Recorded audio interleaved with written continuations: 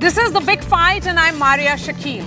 The first budget of the Modi 3.0 will be presented next week. Finance Minister Nirmala Sitharaman will create history on 23rd by becoming the first ever finance minister of the country to present 7 consecutive union budgets, surpassing the present record by Morarji Desai, who had presented 6 budgets in a row 6 decades ago. All eyes are on Nirmala Sitharaman. Will she announce measures to address fiscal stability, inclusive development, infrastructure investment, green growth and strategic tax adjustments? The budget expectations are running high among all sectors. The current environment for the capital markets is highly favorable, characterized by an overwhelmingly optimistic sentiment among investors. The International Monetary Fund, that is the IMF, has revised India's GDP growth forecast for the fiscal year 2024-25 to 7%, up by 20 basis points from its previous estimate of 6.8%. But as always, politics and economics go hand in hand.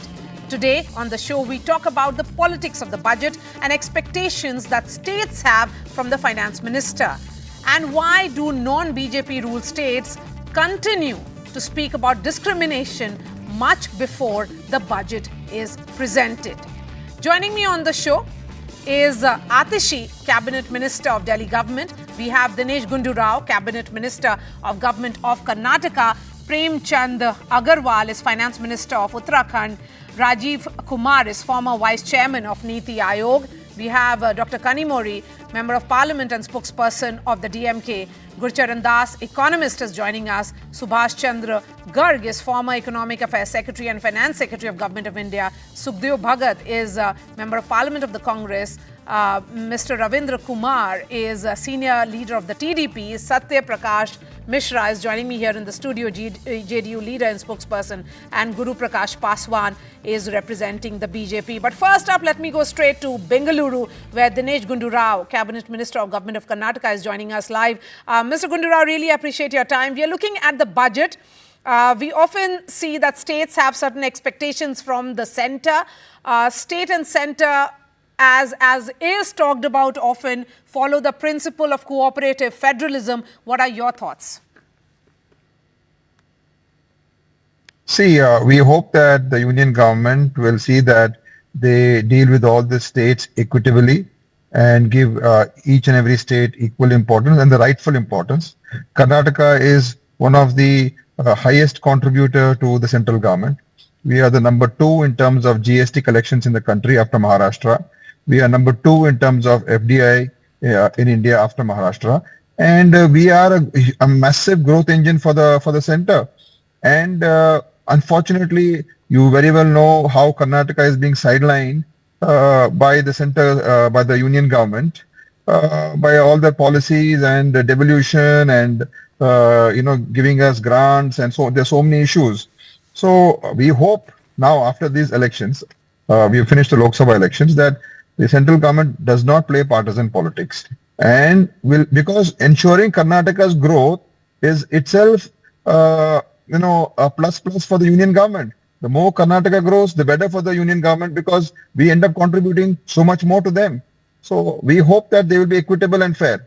Okay, but Mr. Gundu Rao, one argument which is often put forth by the central government is that there is a GST council, there are finance ministers, which has finance ministers from all over India, and that there is no, sidelining, as a phrase that you have used right now, per se, which is against any state.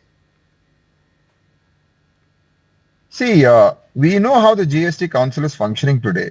It's very difficult for states to get their voice in and their opinion in, because it is dominated by the central government and the BJP ruled states. And BJP ruled states just tend to fall in line with whatever the union government wants. And we are finding it very difficult for states, especially like, Karnataka, Tamil Nadu, all the southern states. We are finding it very difficult because our voice cannot be heard there, because the way GST has been structured itself, there are so many issues that needs to be resolved. And I don't think GST Council is able to resolve those issues. Okay, because there is this entire discussion which is ongoing, particularly with regards to jobs. The union government says that there are efforts being made to create jobs, and jobs have been created because of a massive infrastructure development which has happened in India in the last 10 years that has led to creation of jobs. As a minister in Karnataka, I'm sure you are privy to some data. What exactly is your assessment? See, Karnataka has been a developing state, and I think in terms of we're having good growth, and in terms of jobs, I think we are far better than most states in India. But I think the job problems are there even in Karnataka. It's getting more acute, and all over India, it's getting we are seeing every day for interviews how many thousands and lakhs of people turn up. So there's a job crisis. There is no investment coming in. Private investment is hitting an all-time low. Job creation in the informal sector has really been getting decimated due to the policies of the central government. And one more thing I want to add, Maria, is that states like us, we are seeing what's happening, how unfair a central government is. I'll tell you why. Because people who are coming into India to invest are literally being coerced and forced to or pressurized into going into states like Gujarat and UP. Though we are doing very well, but we get information, we are coming to know that the central government is pushing big companies to invest more in Gujarat and in UP. And this kind of policies is definitely, I think, something that I want to point out that they should not do. And we are seeing how skewed it's getting. So jobs is definitely a problem. And I think government of India, that's why I think they're spending more on infrastructure and more on big projects, because there's no private investment coming in, and they're trying to drive it up by doing public investment, which shows that the economic policies of the Modi government are not working. All right. Thank you so much for joining us. Guru Prakash Paswan, would you respond to this charge which is coming much before the budget is presented on 23rd regarding jobs? This is an ongoing narrative that you have failed to create jobs. Can we expect some concrete measures to be announced by the finance minister when the budget is presented? No, Maria, I think you have answered your own question when you say that it's a narrative and it is far from reality, it is far from truth. The recent RBI report has categorically stated that in the last 4 years, an average of 2 crore jobs annually have been created, about 8 crore jobs. Maria, if you look at it statistically or from the policy point of view, Prime Minister Mudra scheme, it has empowered more than 55 crore entrepreneurs. So apart from the traditional organized jobs, Prime Minister Modi has ensured our youngsters should not be just job seekers, but they should be job givers. 8 crore jobs, 55 crore Mudra loans. We have seen more than 10 lakh government opportunities time and again for 100 unicorns, especially from women, marginalized section youngsters, schemes like Stand Up India, Startup India, Mudra, they have ensured the last mile delivery. Schemes like Pradhan Mantri Vishwakarma Yojana, schemes like Pradhan Mantri Swanidhi Yojana. And this is one of the fundamental reasons, Maria, we have seen why for the first time in the last 40 years, a government has been repeated for the third consecutive time. But why are all these jobs not reflecting in the CMIE data? No. CMIE data, I would also request you to look at the periodic labor force survey data. I would also request you to look at the Ministry of Labor and Resources data. CMIE data is a structural data. It is just a skeletal view of things. But like I said, the government, the Niti Aayog data, for instance, you would see, the RBI data, for instance, you would see, that has empowered people from the last mile, that has empowered and actually given the financial autonomy, the financial agency to the women and the youngsters from the marginalized section, the SC, ST and OBCs. Okay. Before I bring in other politicians and the allies of the government, I want to understand from you, Dr. Kanimozhi, as a party which has government in Tamil Nadu, will you be also of the similar view as has been the narrative of Karnataka or Telangana? These are all opposition rule states, that there is some kind of discrimination against the southern states, that they should be incentivized for the contribution that they are making into GDP, but they are actually not. Definitely, I would call as a partiality against the non-BJP governing states, Maria. Because here I would like to mention a special case about Tamil Nadu. We are still yet to get the funds for the Chennai Metro project phase 2. which has to be funded half by the central government and half by the state government. We have still not got the other half, which the central government needs to fund to the Tamil Nadu. It was for the first fund was released just before the Legislative Assembly elections in 2021. After that, there is nothing for the last 3 years which we have got, and we are trying to fumble to finish off the project at Chennai, which is causing a big chaos for us. And number two, there was MSME discussion about now we have created entrepreneurs. That's what our friend was trying to say from the BJP. The MSME gives a 5 to 7% of corporate differential rate of interest for the corporates. And for the new entrepreneurs, it is 12%. Mind you, where is 5 to 7% and where is 12% for the new entrepreneurs? A person comes to MSME to take loans because they don't have the funding. That's the reason they look forward for government help. There you come and ask for a 12% of rate of interest and make them pay a rate of interest. How do you think that is justified? There is actually no support for the new entrepreneurs in this government. And there is actually no activity in the MSME. Can they give actual data of how many MSME loans across India has come up, especially in the non-BJP government states and in the BJP government states, and how much have they required? And he also spoke about the GST. GST, the finance minister has called for submission of 17, 18, 18, 19, and 19, 20 weighing of inputs. They have given a wrong availment, and amnesty has been called by the finance minister themselves. And I think they are only going by the first paper and they're not going by the last figures of GST. GST is also in problem, is what I would like to bring it to your let me bring now. in the two experts that we have on the show before bringing in Rajiv Kumar, former Vice Chairman of Niti Aayog. This is a question to Gurcharan Das and also to Subhash Garg. Gurcharan Das first, before 2014, all the non-Congress ruled states, including the BJP, used to level this kind of allegation of discrimination.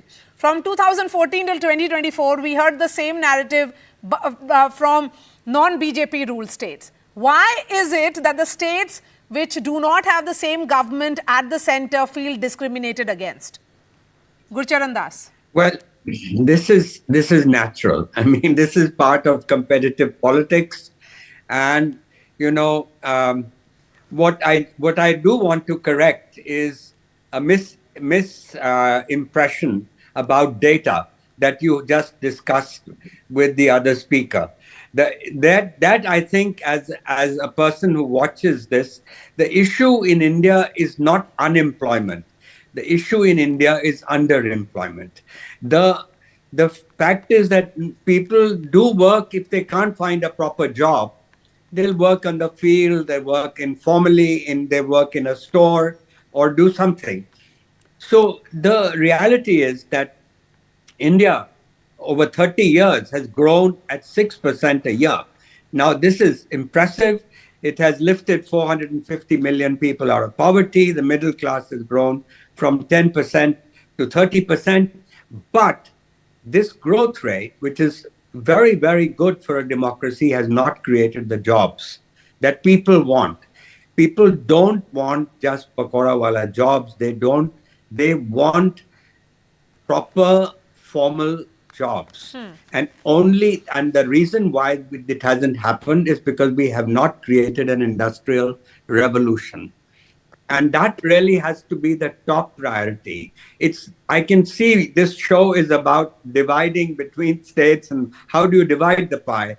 But we have to make the pie grow. And to make the pie grow, we have to create an industrial revolution. And that's another discussion of how we do it. Okay, so how do you make the pie grow? Let's talk about that then. And what is the contribution of states in making the pie grow? Well, there's certainly, the fact is that southern states have contributed enormously. Maharashtra and the southern states, Gujarat, these states have achieved, and they. You can take two arguments. Should you give it to the poor who did not work and achieve it, or do you give the rightful amount to the achievers so they can grow even faster? Now, the point is how to make that pie grow is it will take the old mantra of the reforms. You'll need to do reforms. You'll need, and for this government, it has learned that you have to reach out to the opposition. They're not very good. This government is not very good at reaching out. That's not their strong suit. But their strong suit is implementation. They get things done. And I would just say that if I were in the shoes of this government, I would make creating an industrial revolution the priority, because you can't. We have, for the last 30 years, we have grown on 2 out of 3 engines. One engine has been weak. We have done services. They will continue, and they should continue to do well. And we have done reasonably well with agriculture. From a deficit country, we've become a surplus. But manufacturing has let us down. Okay. And there are a number of reasons for it. Okay. But the reality is that we'll have to do the reforms. And I think we don't have the time to discuss all the reforms. Okay, I'm going to come back that to we you. need. Gurcharan Das, I'm going to come back to you because it's always a pleasure listening to you. Subhash Garg, as someone who would have worked with multiple governments and would have also negotiated with several chief ministers, is it about coalition compulsion which will be playing out this time around? Because we have seen TDP Supremo being in and out of Delhi with his list of demands. There is also list of demands which is coming from Nitish Kumar as well of the JDU. So the coalitions actually bring a little bit of federalism back into the polity and the discussions. So from that point of view, the fact that the government is dependent on two important allies, at least, is good for the federalism.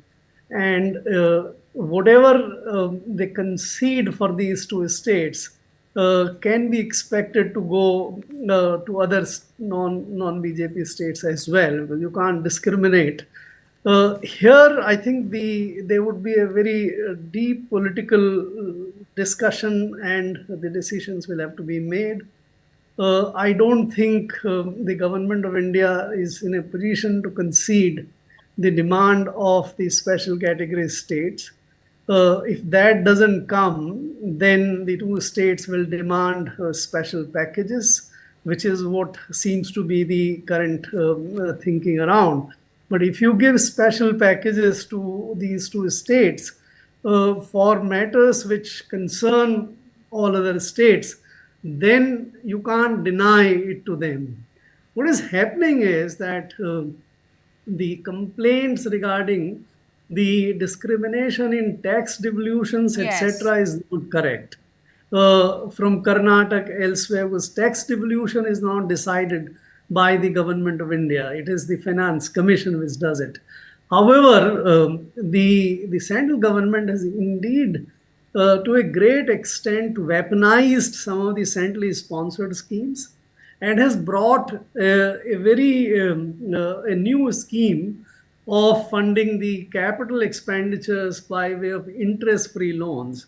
And in these centrally sponsored schemes and this interest-free loan scheme and a couple of others, what central government is demanding of the states is that you will have to declare all these schemes flowing from the central government.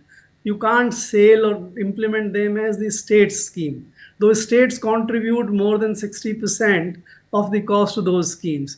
That is what the states resent. That is why some of the non-BJP states decide even not to implement some of those schemes. Yes. I think that kind of narrative, that kind of negotiations, if the government, which is now a coalition, can bring that discussion back, I think that will help. Otherwise, it might... It's often said that whenever there is a coalition government, then it always does tightrope walk. On one hand, you have a very aggressive opposition keeping a hawk's eye on its policies, and then you have those alliance partners who want a share in the power pie as well. So let me get a view from the TDP and the JDU. Satyaprakash Mishra, what is it that Nitish Kumar is asking for? You know, it's a long-awaiting demand of ours that when the Jharkhand, all industry went to Jharkhand and every mine, so Bihar deserved to be treated especially. And that special status demand is, it is long, very long awaiting demands of ours. Definitely we understand. Special status can't be given, so special package. understand just the- like Chandrababu Naidu has re-evaluated his demands. Let government decides on that. We understand the compulsion and situation of the government. Definitely the government will come and focus on even on the welfare scheme as well as boosting the economy on infrastructure sector. I understand one thing more importantly, no state can be ignored. The Prime Minister himself of the belief that every state should be given utmost respect with the allocation of budget so that they can develop. विकसित भारत ऐसे तो बनेगा नहीं. तो on the concept of विकसित Bharat, every state must get its due, but at the same point of time, I repeat it, Bihar really deserves to be treated especially, and this time must. Yes. Because we don't have Bihar anything needs except special land. Support certainly because of the condition in which the state is at present as well. Mr. Ravindra Kumar, as a senior leader of the TDP, we have seen Chandrababu Naidu in Delhi. He has held meetings with Finance Minister Nirmala Sitharaman, a meeting also with Home Minister Amit Shah. We know about his 5-point agenda as well. But immediately, what is it that you are expecting from this budget? All of them are aware it is a newborn state. In a 2014 AP Reorganization Act, the Andhra Pradesh left alone without any capital. And there is Reorganization Act, there are so many demands to be fulfilled by the central government. Unfortunately, for the last 5 years, due to the unruly rule of Jagan Mohan Reddy, the state has gone back 25 years. Now the present immediate task to Chandrababu Naidu garu is to reconstruct and rebuild the state of Andhra Pradesh, for which capital of Amravati, there is no capital at present. Now the capital of Amravati has to be constructed. It's a new town. There is no income generation source in the state of Andhra Pradesh. That's why immediately capital construction of Amravati is primary important. Another a national project which is a part of AP Reorganization Act, that is Polavaram project. Polavaram project is abandoned by the previous government. That's why it is immediate task for the farmers of, and it is a Jeevanadi of the state of Andhra Pradesh. That's why Polavaram project is another important aspect for the state of Andhra Pradesh. So the capital, Polavaram project, and irrigation and other irrigation projects. Now, welfare, there are huge debts by the previous government, about 14 lakhs crore. Now, the state has burdened with payment of interest every year, more than 8,000 crores. So, unless there is a financial assistance from the central government, it is impossible to come out from the present crisis. In Andhra Pradesh, the financial is doldrums. The central government is also fully aware. Therefore, we have been requesting the central government to come to the rescue of the state of Andhra Pradesh for capital of the Polavaram and for capital of Amravati and also Polavaram project. So there is another state which has been complaining of bias is Delhi. We have Delhi's Finance Minister Atishi also joining us. Ma'am, thank you so much for speaking to NDTV. There are expectations and anticipation around this budget.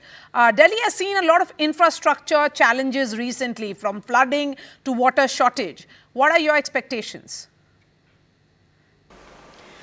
The people of Delhi have very clear-cut expectations from the centre. Delhi as a state makes a major contribution to the central taxes. The people of Delhi pay more than 2 lakh crores every year to the central government as income tax. In addition, we pay 25,000 crore rupees to the centre as the CGST. However, out of this entire contribution that we make to the central government, Delhi does not get 1 penny in return as Delhi's share in its central taxes. There is no other state that faces this kind of discrimination. Bombay makes a massive contribution of 5 lakh crores per year, but in return Maharashtra gets more than 50,000 crores per year from the central government budget. Bangalore makes a contribution of more than 2 lakh crores. Karnataka gets a share in central taxes of more than 30,000 crores. Delhi gives more than 2 lakh crores as income tax. This is the hard-earned money of the people of the Delhi. We work, we do businesses, we have our enterprises. But why is it that Delhi should be discriminated against? There is no other country in the world that would be discriminating against one against its national capital and against one of the engines of the modern economy of this country. So our expectation is very clear. We expect that Delhi would get at least 5% of the share of the central taxes that we give to Government of India. It's not just Delhi, because we heard also from Karnataka minister, he had similar complaints against the centre. But my question is, why is it that the states ruled by non-BJP parties such as yours, Congress and others feel that the centre is partisan? Well, what is happening to Delhi is beyond partisan. Last year, in the last financial year, in 2023-24, we have got exactly 0 rupees from the Government of India. Is that not discrimination? Here is a state that is contributing 2 lakh crores as income tax. Why would the Government of India not give Delhi a single rupee out of the 2 lakh crores that we contribute? What have the people of Delhi done? Why this discrimination against the people of Delhi? You know, Maria, this kind of discrimination is almost akin to British rule, that they would come to India, they would take all the wealth of this country and then invest it somewhere else, invest it in England. They would not spend the money in India from where they were taking away all this wealth. This is exactly what is happening to the people of Delhi. People of Delhi are giving almost 2.5 lakh crores as taxes and not getting a single penny in return. Okay, the centre This, says, I think, is a very serious issue, and this discrimination against the people of Delhi has to stop. okay, centre is saying that there's no discrimination per se. It is, if anything, it is Aam Aadmi Party ruled Delhi, which is the Aam Aadmi Party which is misusing funds. Central government has to tell us what money have they given to us. Not a single penny has come from the central government to the people of Delhi in the last financial year. Till a year before that, they used to give us, you know how much money? 325 crores. Delhi would give 2 lakh crore rupees to the centre. Any other state that is giving 2 lakh crore rupees to the centre has a population of 2-3 crores would at least be getting 20,000 crores from the Government of India. All other similarly sized states, if you look at Chhattisgarh, if you look at Haryana, all of these states are getting 30,000 crore rupees or more. Delhi does not get any money from the centre. So there is no question of misuse. The only money that gets spent in Delhi is the money that Delhi government collects as taxes. Okay. Only our state share of GST is what is spent on the people of Delhi. All other people of the country get their state taxes and get a share in the central taxes. Delhi is the only state that does not get any money. So obviously Delhi's infrastructure will suffer. Obviously the people of Delhi will suffer. All right, Atishi, thank you so much for joining us. Guru Prakash Paswan, first Karnataka, then Tamil Nadu and now Delhi. All 3 states accusing you of discrimination. No, Maria, I will also come to Bihar, which is my own state, and also Andhra Pradesh. But let me take it step by step. First, Madam Atishi Marlena from the Aam Aadmi Party, she spoke white lie and went away. Let me put this on record. Aam Aadmi Party itself has admitted, and let me also put this report straight, in 2024-25 budget, Delhi was allocated 1,200 crore from the central government. There are 100 other schemes, Maria. Central Vista redevelopment, is it not part of Delhi? The budget was 13,450 crore. India International Convention and Expo Center, which is estimated cost is $4 billion. Delhi Airport, New Delhi World Trade Center, Delhi Urban Extension Road. It has thousands of crores of infrastructure fund which is meant for Delhi. So to say, to indicate or to suggest that central government has given 0 rupees to Delhi, it is just preposterous and white lie, without any logic, without any basis. Number 2, when you're talking of all the states, you are very well aware of the recommendations of the 14th Finance Commission. Before that, what was the case during Planning Commission? state chief ministers, the state cabinet used to go to the plan commission and beg for money. Literally, they used to beg for money. Give me 100 crore for education, give me 100 crore for health. But after the recommendation of 14th Finance Commission, the state outlay has undergone a fundamental increase of about 10%, from 32% share to a 42% share. So I think that is real fiscal federalism. That is real democratic decentralization. Talking of Bihar, the total size of budget, Maria, of Bihar is 2,78,000 crore. Out of these 2,78,000 crore, 2 lakh crore is the share of the central government. So I don't understand this. As far as the debate on special category status is concerned, it is a settled debate. In 2013, Raghuram Rajan committee has put a full stop to this entire special category debate. So there is no question of special category for either Andhra Pradesh or for Bihar. But talking about Karnataka and Tamil Nadu, both the states ruled by opposition parties saying that you discriminate against them. The question is not that, Maria. Like I said, the share of state has gone up from 32% to 42%. And in Karnataka, only recently we saw news that financial outlay meant for the welfare of scheduled castes and scheduled tribes, Lamborghini was bought for 4 crores. About 15,000 crore of funds meant for scheduled caste welfare was diverted. So I think the Karnataka government has a lot of soul searching to do. It was the Modi government in the last 10 years. It was the Modi government in the last 10 years that has ensured, and this is a very important point, when we say, Maria, that from 11th largest economy, we have become the 5th largest economy, on the path of becoming the 3rd largest economy. Is it oblivious to Karnataka and Tamil Nadu? When we say we have developed a sui generis model of financial inclusion in digital payment, we have banked almost 51 crore people, which is more than the population of United States in terms of manufacturing. Okay, so let's have Dr. Kanimori in the other window now. And Dr. Kanimori, will you ask a question to the BJP spokesperson, the thought that you had? He's saying that there is no discrimination whatsoever. I think the whole of India cannot forget the floods which was in Tamil Nadu. And we all know how much was funds allocated to Tamil Nadu. We had asked for fund and nothing was come from the center. What we asked and what was given was a very meager amount which nobody can forget. And people who have come to Tamil Nadu has watched the Chennai Project 2, Phase 2, which is going so slow. That is the main reason why they have lost all the 40 seats in both the elections in 2014 and even right now in the Lok Sabha election. This is the reason. You don't take care of Tamil Nadu. You don't take care of the people who have voted you. Mind that. That is the reason you people are not able to step inside Tamil Nadu, sir. Don't forget that. People will not forget. We give you so much of contribution from Tamil Nadu towards GST. What do we get back? You talk about finance, 14th Finance Commission and giving a raise of 10%. You take so much from the states and you give back to us in peanuts. Please understand, you have brought most of the subjects into a concurrent list and you don't want to give the funds to the state. What kind of a government are you running? It is the same as a British government which is being run over there. Please understand that. Okay, Guru, respond. Maria, this is what happens when you don't speak on the basis of fact. I have news in front of me that categorically states that central government has allocated approximately 4.75 lakh crore to Tamil Nadu from 2014 to 2022. Is it not correct, Madam Kanimori? After that, sir? No, Madam, I did not speak when you were speaking. Let's have a civil debate now. You think with I that, did not speak, Madam.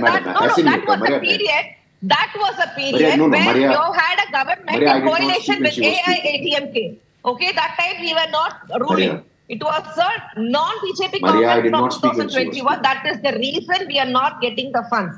It's a typical stepmotherly treatment which is given to Tamil Nadu. Maria, can I speak now? Okay, go ahead. No, Maria, this is not the way to debate. When you are facing facts, then you disrupt the debate in the middle. That is not appropriate. Madam, you just tell me if this is a correct fact or not. Was there not an allocation of 4.75 lakh crore from central government to the state of Tamil Nadu in the last 8 years? Sir, which say year? Yes or no. Say yes or no. Which year? Say yes or no. First, tell me about the year. 5 lakh crore. You tell about me 5 the year. lakh crore. You tell Madam, me I the said. year. Don't just say the amount. Listen, Madam, no, you don't give it in do this. Let's have a civil 2014 debate. when the project started. Maria, let's After have a that, you civil have the debate. due responsibility Maria. to allocate the fund. Maria, Ma'am, let's have a listen to civil him. debate. And Maria, don't I can ask Ma'am, me this shout louder you than had her. asked a question. Let him in respond. phases, you are That supposed is to. the Maria, I way can debates shout happen, louder than ma'am. her. Yes, Maria, I'm trying to respond to Maria, the I can question. shout louder In than her. phases, they are supposed to give for the project. Yes. But Have I they will given not it? shout. Can Ma'am, he he'll submit respond. the papers clear on Fine. paper? He cannot. Because Yes. that's the reason he has not Guru given Prakash it. Paswan After quickly, and then I bring in. 2021, there's not a single penny. I have to Maria, bring in Maria, Subhash मुझे Chandra बोलने का Garg मौका दो and ना. Maria. Charan Das. You cannot lie. You No, cannot Maria. say yes or Okay, no. ma'am. The Ma'am. funds come in all phases, ma'am. Or- First, let him understand that. Yes. Yes, go ahead. No, Maria, when you encounter fact, then you are disrupted like this. This is not appropriate and Please civil go way ahead. to If you're debate, if you're madam. speaking We the mere don't- fact, no, nobody will Maria, encounter you, sir. Please Go ahead, understand. go ahead. We don't need certificate from anyone when it comes to our commitment to Tamil Nadu. Please go and see Bengal. Please go and see the Tiruvallur Cultural Center. For the first time, like Maria said in her opening remark, 7th time budget would be presented by a woman finance minister who comes from Tamil Nadu. About 5 lakh crore. That was the fund allocated to Tamil Nadu from the central government. So stop this misinformation All right. campaign. We don't need any certificate from you when it comes to our Fine. commitment to Tamil Nadu. Gurcharan Maria. Das and Subhash Chandra Garg. Subhash Chandra Garg, you heard from multiple states. Help us understand, how does it actually play out? Why do states continue to say so? So let us take case by case. Let us Yes. take the case of Delhi. So Delhi is a union territory, and since it's not a state, the Finance Commission doesn't allocate any any share out of the central government's taxes to the union territory of Delhi. So that's built-in discrimination. There have been attempts in 2017 to bring the UTs with legislature as part of the Finance Commission domain to allocate taxes to them. Unfortunately, that has not been done by the government of India. So both Delhi and Pondicherry and now the Jammu and Kashmir don't get any allocation from the Finance Commission. That's one reason. The second reason is that the UTs get the budget allocated from the central fund at the discretion of the central government. It's not the share in taxes, but the central government allocates out of it. So when the finance minister presents the budget on 23rd, she'll also be allocating lots of funds for expenditure of the union territories. For example, Jammu and Kashmir would receive something like 50, Yes. 60,000 crores, Yes. because that is what the Jammu and Kashmir does not earn income. This was correct statement by Miss Atishi, that for many years, and this is continuing from 1990s, that the union government used to give only 325 crores rupees to Delhi as expenditure assistance from the union budget. There was a reason for this. The Delhi government itself is quite rich because it receives a lot of GST receipts and all, and that has been discontinued. This 325 crores has been discontinued in the last budget. It's a fact. And therefore, the government of India does not provide any assistance to the Union Territory of Delhi. What the BJP spokesman was describing was the central projects which the central government undertakes in Delhi and any other state. That is from the central budget for the central government projects. So that is the state of Delhi. It's a very peculiar. I don't think that will get any solution very quickly. But Delhi is not financially very badly off. Okay. That is the case of Delhi. If you go to Tamil Nadu, I think situation is a little more complex. One will have to provide this statement, what is being included in this 7 or a lakh crores which is being talked about. Only after one can look at that statement. The Tamil Nadu is a regular state. It receives a lot of funds under many of the centrally sponsored schemes. It also receives funds under the central government's other schemes. For example, let us say the crop, the PM Kisan, or many other centrally sponsored schemes, Sarv Shiksha Abhiyan, etc., the funds go to Tamil Nadu also. It's not that these funds don't go. But as I was saying earlier, there are some schemes now where the discretion of the central government, for example, in the case of calamities, if the central government, which is in charge of allocating funds from the NDRF, the National Disaster Relief Fund, and if it does not respond to some state on considerations other than merit, then that state feels very bad about it. Likewise, if you put a condition that the capital expenditure program assistance will be available to you, if you name all the programs which have some central contribution after the central government and don't give it a local name, etc., this creates problem. So I think the reality is far more complex Yes. than you can Since you have decide. beautifully presented that and clarified a lot of points, so my question to Gurcharan Das will be, because there are inherent problems in which the devolution of funds or resources are happening, how do you fix it? Well, we have seen certainly that taking the whole thing out of politics and giving as much responsibility to the Finance Commission of people who are supposed to be non-partisan, who are people who are experts in their field. And therefore, we have to really balance the questions of equity as well as progress. And this is always a question. Do you give something, do you invest in something that's doing well, which is going to give you big returns, or do you go to try and fix problems in states which are not doing well? Now, listening to this debate, I also feel it's very important that states should assume responsibility.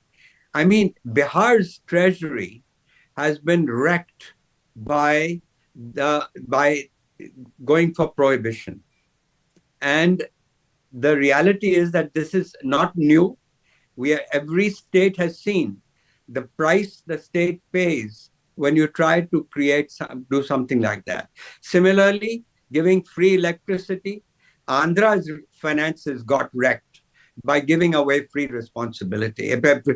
electricity, and Punjab as well. So I think states also have to behave with a degree of responsibility. That they can't be, it's not nice for a state to be in a position again year after year to go with a begging bowl. It's a question of what can I do for this for myself. So I want to take it out of the political realm, but I just thought I'd give two of these examples. So thank you so much for joining us, Gurcharan Das, with that thought. Let me bring in the former Vice Chairman of Niti Aayog, now Rajiv Kumar. Thank you so much for your time. The entire discussion that we hear during the budget, post-budget, during elections is about job creation. Where is India standing in reality when it comes to job creation, sir? India has generated a large number of jobs in the last 2 years, but we need to generate much more to clear the backlog that has been created over the several years. So the situation is that the situation is that while things have improved, and as the periodic labor force survey tells us that the unemployment rate has gone down. This unemployment rate has gone down. One, as I said, because a large number of jobs have been created in the last 2 years, but also because the number of so-called self-employed has shot up quite a lot. And very often self-employed is a euphemism for being underemployed. And the second thing is that unless we now focus very sharply on the informal sector, on the unorganized sector, which is which is very large, which is about 80% of our employment is there, and on labor-intensive sectors, especially exports, we will fall behind the requirement of job creation. You would have heard from various ministers who appeared on the show just some time back, and these are non-BJP rule states. They claim that their contribution to India's GDP is far higher, but when it comes to them getting resources from the centre, it just doesn't happen. Help us understand, I mean, in Niti Aayog, while you were functioning, how did it actually play out? No, Myra, there isn't. One, it's quite clear that the south and the southern and the western states of India are contributing significantly more to the GDP, its growth, than the north and the eastern states. And in fact, this should be a cause of concern, because the regional inequality between the 9 states which are clustered in the north and the east, and between them and the west and the south is increasing, and that's not a healthy phenomenon. But to say that they are discriminated against for the resources, I think is not correct, because if it refers to the devolution of tax revenues from the center, which is often a complaint, that follows a Gat-Gill formula, long-standing formula, whereby so far the attempt is to provide resources to back states which have lagged behind, so that there can be a convergence. Because if the states which are already doing better, if they were given resources proportionate to their contribution to the GDP or their share in GDP, then the inequality will rise even more and get highly exacerbated. So I think there is this complaint about discrimination is something that I don't concur with, and and I think we need to. The only thing that I need to add is that yes, there could be some provision for, as it were, rewarding success. Now, what that formula would be has to be worked out carefully by the Finance Commission, which is now organized and will submit its report in a year's time. Okay, my last question. Since Niti Aayog was created in 2014, it's an idea of Prime Minister Modi, and before that there was Planning Commission. But the chart certainly is that the non-BJP rule states continue to feel discriminated on policy lines and also on devolution of taxes. How can that be fixed?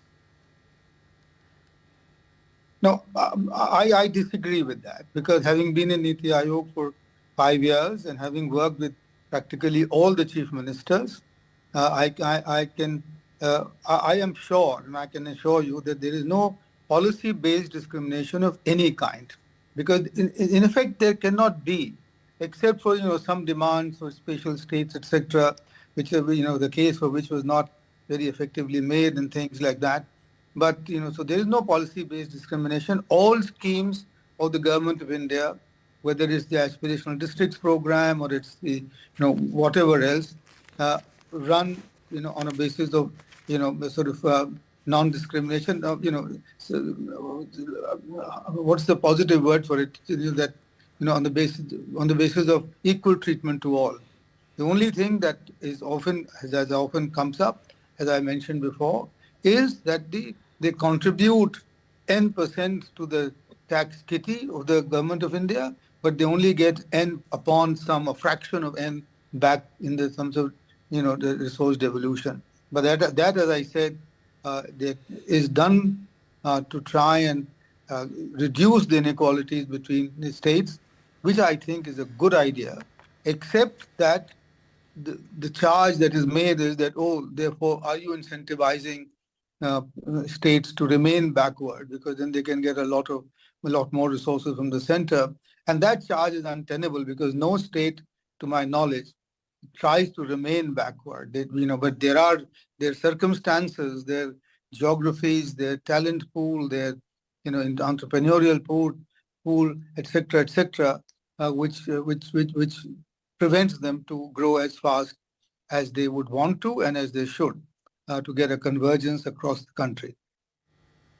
All right. Thank you so much for your time here, and thank you for explaining how it plays out in the Niti Aayog. We also have the Finance Minister of Uttarakhand joining us, Premchand Agarwal. Premchand ji, हमसे बात करने के लिए बहुत शुक्रिया. उत्तराखंड में बहुत ही खूबसूरत राज्य है, छोटा सा राज्य है, लेकिन सवाल ये है कि आप लोगों की क्या उम्मीदें हैं इस बजट से? देखिए, आप जानते हैं कि जिस प्रकार से हमारा ये पर्वतीय क्षेत्र है, पहाड़ी क्षेत्र है, तो जहाँ आपदा निश्चित रूप से अनेकों बार यहाँ पे आती भी है। आपको पिछले कुछ समय का यदि मैं याद दिलाऊं तो एक हमारे यहाँ सिलक्यारा टनल का एक बहुत बड़ा एक घटनाक्रम पिछले दिनों हुआ था, जिसमें हमारे 41 मजदूर फंस गए थे। और निश्चित रूप से पूरे हमारे लिए चुनौती का काम था, लेकिन माननीय मोदी जी और माननीय हमारे मुख्यमंत्री जी के उसमें अथक प्रयास से हम उसमें सकुशल सफल हुए थे। हमारे उसके लिए हम लोग, हमारी उम्मीद है इस बजट में कि क्रॉनिक लैंड स्लाइड के ट्रीटमेंट के लिए एक राष्ट्रीय महत्व का शोध संस्थान की स्थापना हमारे उत्तराखंड में हो। और इसमें भी जो हमारे सीमांत जिले हैं, जैसे चमोली है, पिथौरागढ़ है, चंपावत है, इसके लिए हम चाहते हैं कि हमें इसका जो है बजट में प्रावधान हो। और जो राज्य के विकास के लिए क्या ये डिमांड है आपका कि बजट बढ़ाया जाए, जो सेंटर से फंड्स आते हैं वो बढ़ाया जाए? नहीं, हम लोग क्योंकि जो हम आएगा उसके लिए हमने जो मांग की है, मैं आपके सामने थोड़ा सा रखना चाहूंगा। कहा कि हमारे यहाँ दिल्ली से और देहरादून तक का एक बहुत बड़ा नेटवर्क सड़क के रूप में हमारे यहाँ बनने जा रहा है। ऑल वेदर रोड, जैसे हमारे यहाँ देहरादून ऋषिकेश से कर्णप्रयाग, ऑल वेदर रोड जो ऋषिकेश से प्रारंभ हुई है, पूरे चार धाम के लिए हम लोग बना रहे हैं। और ऋषिकेश से कर्णप्रयाग रेलवे लाइन जो पिछले दिनों बिछड़ी है, ऐसी हम चाहते हैं कि हमें जो है ऋषिकेश से उत्तरकाशी और टनकपुर से बागेश्वर रेल परियोजना के लिए इस बजट में कुछ प्रावधान हो। और इसके साथ साथ हम लोगों की इच्छा रहती है कि जैसे आप जानते हैं कि हमारे यहाँ भूजल स्तर की एक में जो क्षरण है उसकी एक समस्या रहती है। तो हमने अपने यहाँ पे जो हमारे यहाँ क्षमता है हमारी उत्तराखंड के अंदर, उसके आधार पे हमने कहा है कि यहाँ पे हमें और ज्यादा, जैसे सौंग बांध परियोजना है, इस प्रकार से जमरानी बांध परियोजना है। उसी क्रम में हमारे यहाँ जो सौंग बांध परियोजना है, तो जो सिंचाई के लिए हालांकि परियोजना नहीं है, इसके भूजल के स्तर को बनाए रखने के लिए हम चाहते हैं इसमें भी हमें कुछ और प्रावधान बजट का हो। All right, प्रेमचंद अग्रवाल जी, हमारे से बात करने के लिए शुक्रिया. Thank you so much for joining us. Thank you to all the guests who took time out for participating in the big fight. That's all from me. I'll be seeing you next week. By then, the union budget would have been presented. We will try and decode what is in it for you and me. Thanks so much for watching.